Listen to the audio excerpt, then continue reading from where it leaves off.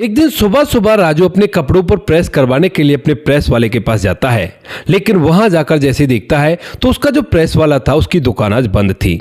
तो इसी वजह से वह आस पड़ोस में पूछता है कि यहाँ पर कोई और प्रेस वाले की दुकान है। तो लोग उसे बताते हैं कि यहाँ से लगभग 300 से 400 मीटर दूर एक और प्रेस वाले की दुकान है, पार्क के कोने पर।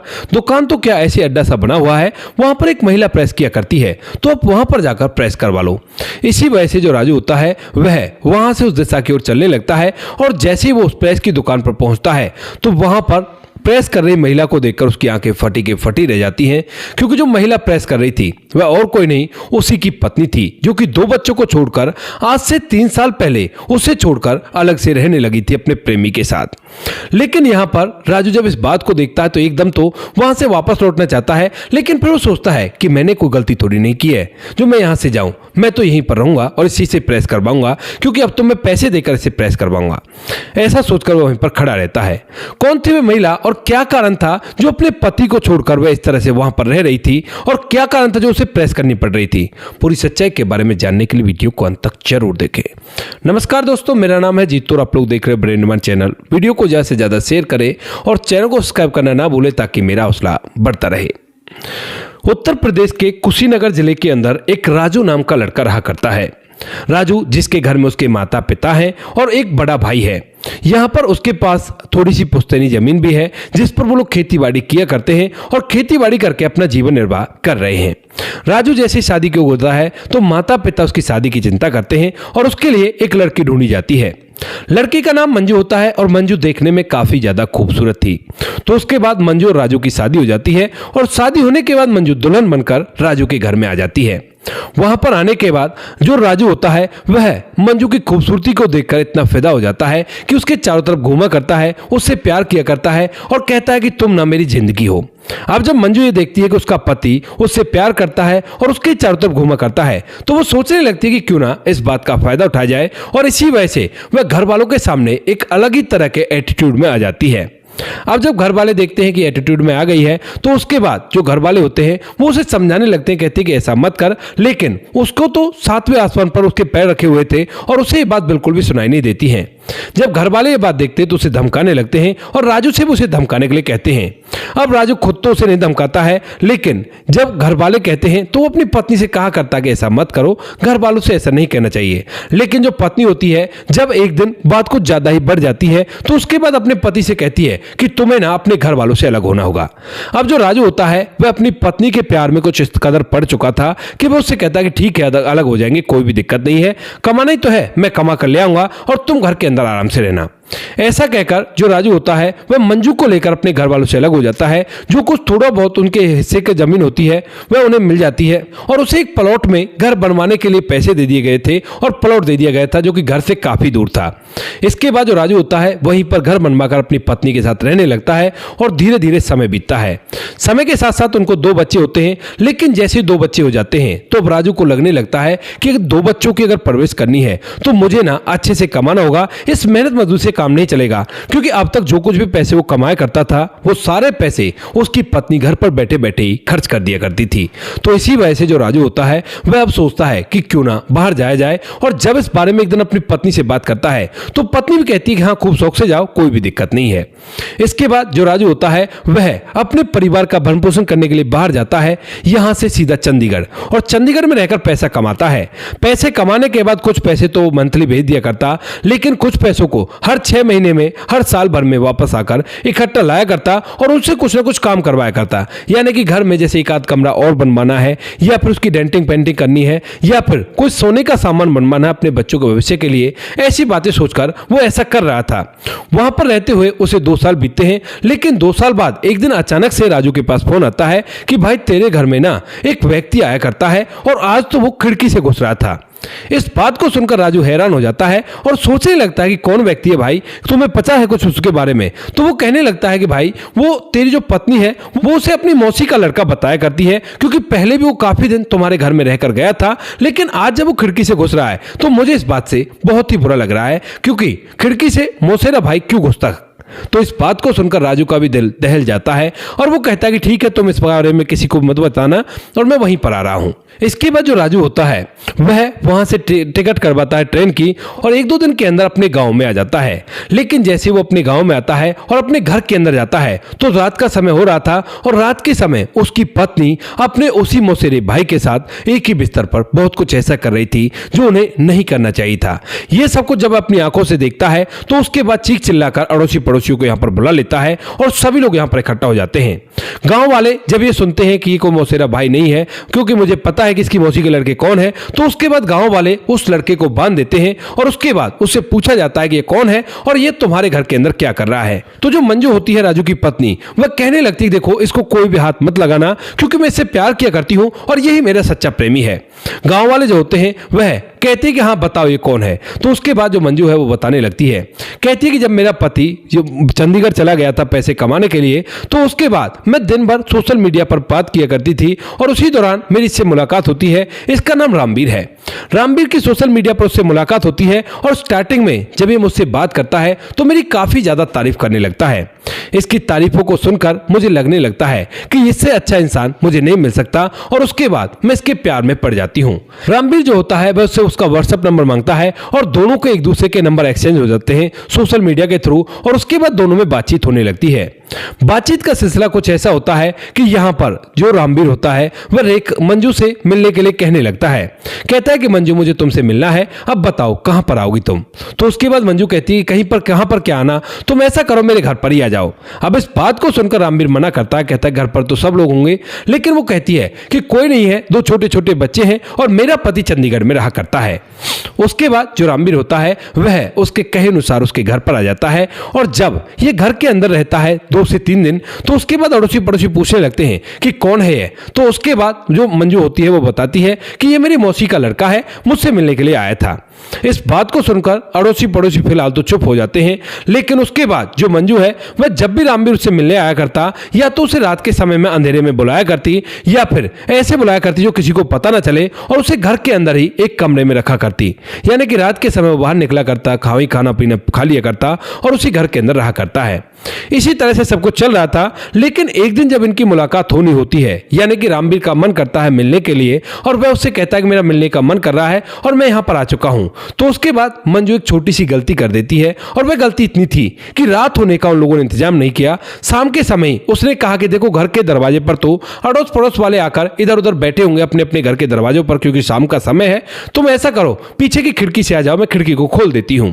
अब जब वह मौसी का लड़का जिसे बता रखा था रामवीर, वह उसके अंदर घुस रहा था, तो उसी दौरान पड़ोस के एक व्यक्ति ने देख लिया और देखने के बाद राजू पर फोन कर दिया। जब ये सारा के सारा मामला सभी लोगों को पता चलता है तो वो लोग यहाँ पर पुलिस को बुला लेते हैं, क्योंकि इस बात को सुनकर कुछ लोगों को काफी ज्यादा गुस्सा आ रहा था कि गांव की बुरी हालत कर रखी है, ऐसा भला कौन करता है। पुलिस वाले वहां पर आते हैं, पुलिस वाले दोनों को अपनी हिरासत में लेते हैं और हिरासत में लेने के बाद जब पुलिस वाले कहते हैं कि तुम ये क्या कर रही हो और तुम्हें किसके साथ रहना है, तो वह साफ साफ बोल देती है कि मैं तो रामवीर के साथ रहना चाहती हूं और अपने पति के साथ नहीं रहना चाहती। इधर जो पति होता है वो भी कहता है कि ठीक है साहब, अगर ये इसके साथ रहना चाहती है तो मुझे भी इस बात से कोई भी आपत्ति नहीं है। पुलिस वाले उसे रामवीर के साथ रहने के लिए छोड़ देते हैं। इधर जो उसका पति है वह अपने बच्चों को लेकर अलग से रहने लगता है।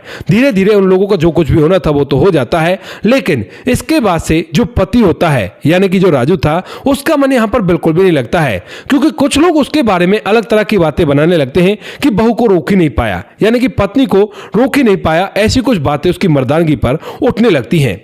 जब राजू इन बातों को सुनता है तो उसे लगने लगता है कि अगर यहां पर रहा तो मैं पूरी तरह से डिप्रेस हो जाऊंगा, इसीलिए वह घर छोड़ने का फैसला करता है और पहले तो अपने माता पिता से जाकर माफी मांगता है और अपने बच्चों को माता पिता के पास छोड़ता है। कहता है कि माँ बाबूजी, अब आपको इनको पालना है और मैं आपके पास पैसे भेज दिया करूंगा, लेकिन इस गांव में मैं नहीं रह सकता। माता पिता कहते हैं कि कोई बात नहीं बेटा, जो कुछ भी हुआ है तो यहीं पर रह ले, ऐसी गलतियां हो जाया करती हैं, हम तेरी और शादी करा देते हैं। लेकिन जो राजू होता है उसके दिमाग में गांव वालों की बातें घूम रही हैं और वह मना कर देता है। कहता है कि नहीं माँ बाबू जी, अब मैं दूसरी शादी के बारे में तो सोच ही नहीं सकता, आप बस मेरे बच्चों को पाल देना और जब ये थोड़े से बड़े हो जाएंगे उसके बाद कोई भी दिक्कत नहीं है, अभी थोड़े छोटे हैं ना। ऐसा कहकर जो राजू होता है यहां से दिल्ली के लिए निकल जाता है और दिल्ली में जाकर एक कमरा लेता है किराए का और उसी के अंदर रहकर वहीं पर काम करने लगता है। वह रोज वहां पर काम किया करता, सुबह उठा करता और उठने के बाद कंपनी जाया करता, अपने कपड़ों को प्रेस कराने के लिए एक दुकान पर ले जाया करता, उस पर प्रेस करवाया करता। ज्यादा वैसा उसका रूटीन नहीं था, केवल एक मशीन की तरह अपनी जिंदगी को जी रहा था। न किसी से ज्यादा बातचीत करना, बस चुपचाप उठना, पैसे कमाना और पैसे कमाकर अपने बच्चों के लिए भेजना, यही उसका काम चल रहा था। और तभी एक दिन जब उसको वहां पर रहते रहते 3 साल हो जाते हैं और 3 साल में वो एक बार भी अपने गांव नहीं आया था। उसी दौरान एक दिन अचानक से जिस दुकान पर वो अपने कपड़ों को प्रेस करवाने के लिए जाया करता था, वो दुकान बंद रहती है। अब जैसे वो दुकान बंद रहती है तो यहां पर राजू वहां पर पूछने लगता है कि ये बताओ भाई साहब, कोई और दुकान है क्या यहां पर? क्योंकि राजू इधर उधर बिल्कुल भी नहीं घूमा करता था, तो उसे पता नहीं था। तो उसके बाद वहां पर जो लोग होते हैं अड़ोस पड़ोस में, वो कहने लगते हैं भाई यहां से 300-400 मीटर एक दुकान है, वहां पर जाकर आप प्रेस करवा सकते हो, कोई भी दिक्कत नहीं है।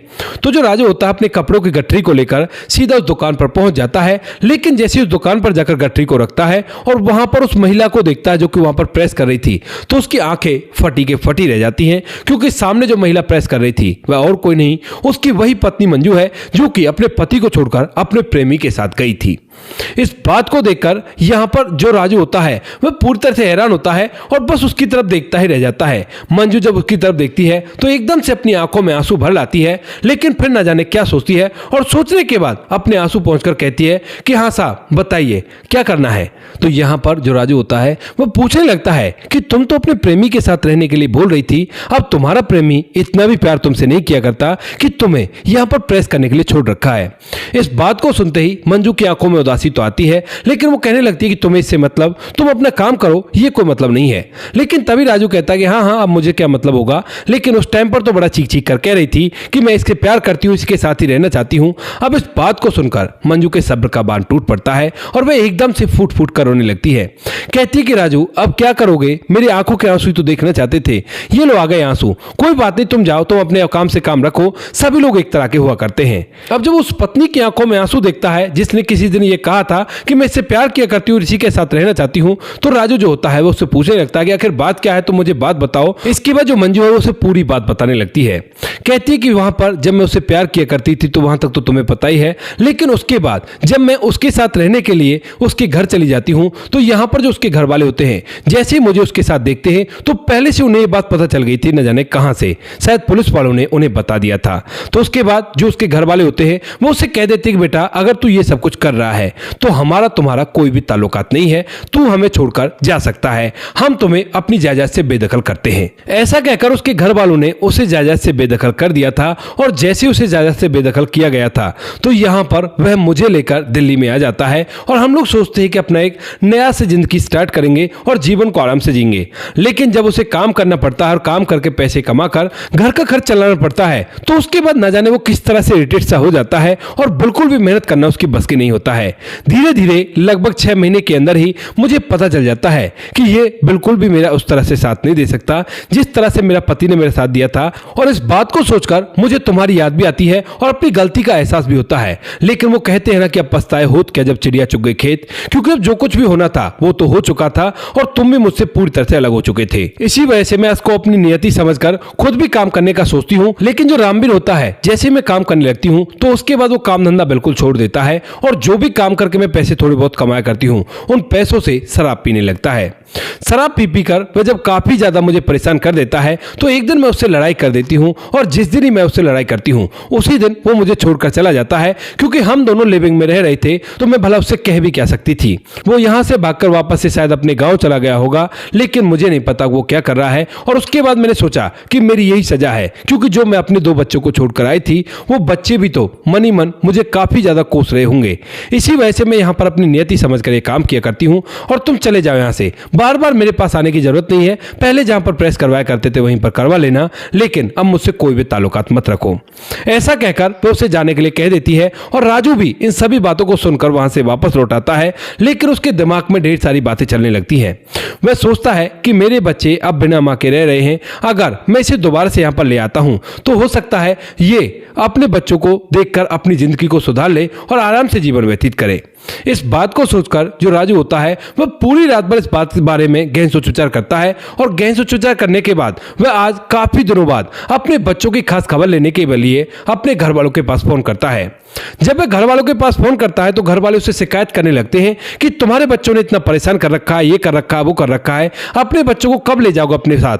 क्योंकि उसने कह रखा था कि जब बच्चे स्कूल जाने लायक हो जाएंगे तो उसके बाद मैं इन्हें अपने साथ ले जाऊंगा और वहीं पर पढ़ा लूंगा। लेकिन जब ये बात वह अपने माता पिता और अपने बड़े भाई और उसकी पत्नी से सुनता है तो उसके बाद उसे लगने लगता है कि मुझे ना मंजू को कैसे भी करके अपने साथ लाना होगा और यहीं पर हम दोनों रहेंगे। ऐसा सोचकर जो राजू होता है वह अगले दिन अपनी पत्नी के पास जाता है, यानी कि जो पहले पत्नी थी, और उससे कहने लगता है कि मंजू, क्या तुम अब अपने बच्चों को याद नहीं किया करती? तो वो कहती है कि याद तो किया करती हूं, लेकिन इससे होगा क्या? तो राजू कहता है कि जब तुम यहीं पर रहा करती हो तो क्या तुम अपने बच्चों की देखरेख कर सकती हो? इस बात को सुनकर मंजू एकदम से उसके सामने हाथ जोड़ती है कि अगर तुम ऐसा करने के लायक मुझे समझते हो तो ये तुम्हारा बहुत बड़ा एहसान होगा मुझ पर, क्योंकि मेरी जिंदगी बद से बदतर हो चुकी है। एक 10 बाय 10 के कमरे में रहती हूँ जिसके अंदर कभी कभी तो बिजली भी नहीं आया करती और यहाँ पर अपने जीवन को इस तरह से व्यतीत कर रही हूँ। अगर मेरे बच्चे मेरी जिंदगी में आ जाएंगे तो बहुत ही अच्छा रहेगा। तो उसके बाद जो राजू होता है वो उससे कहता है कि ठीक है, आज के बाद तुम्हें मेरे कमरे में रहना होगा और वहीं पर मैं बच्चों को लेकर आ रहा हूँ। ऐसा कहकर जो राजू होता है वह वहां से चला जाता है। उसे पहले तो अपने कमरे में करके जाता है और यहां से जाकर सीधा अपने बच्चों को वहां से ले आता है। कहता है कि माँ बाबू जी, आपका बहुत बहुत धन्यवाद जो आपने किया इतना, लेकिन आपसे मैं अपने बच्चों की देखरेख खुद ही कर लूंगा। ऐसा कहकर वह अपने बच्चों को लेकर सीधा उस किराए के कमरे में आ जाता है और वहीं पर अपनी पत्नी मंजू के साथ उन बच्चों को रखने लगता है। धीरे धीरे करके यहां पर जो मंजू होती है उसे अपनी गलती का एहसास तो हो ही गया था, लेकिन जो राजू होता है वह भी उसे स्वीकार कर लेता है और आज के समय में वो दोनों पति पत्नी की तरह रह रहे हैं। मंजू आज भी उसी पार्क के कोने पर प्रेस किया करती है और इधर जो पति है वो उसी कंपनी में काम करके अपने जीवन को जी रहा है।